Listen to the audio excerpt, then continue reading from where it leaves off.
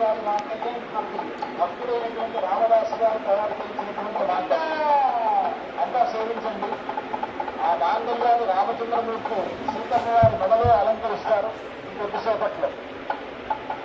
మన పద్ధతిలో దక్షిణ దేశంలో మాంగళ్య ధారణ అనేటువంటిది ముహూర్త సమయానికి జరుగుతుంది. తమిళనాడు ఆ ప్రాంతాలు.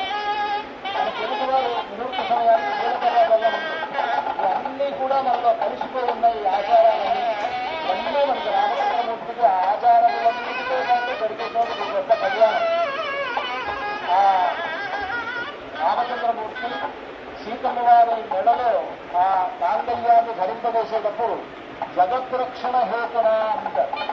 ఈ జగత్తుని మొత్తాన్ని కాపాడడం కోసమని సీతమ్మ వారితో ఆయనకు కళ్యాణం జరుగుతున్నది కనుక మాంగళ్య తంతునారేణ జగద్రక్షణ హేతున కంఠేర్పయామి శుభది.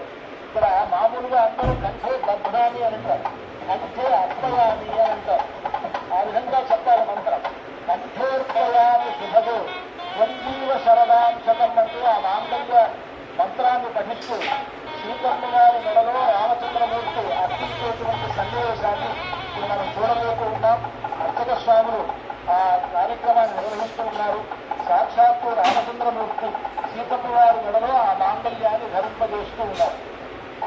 సుమంగళీర్తి మంత్రేణ శ్రీ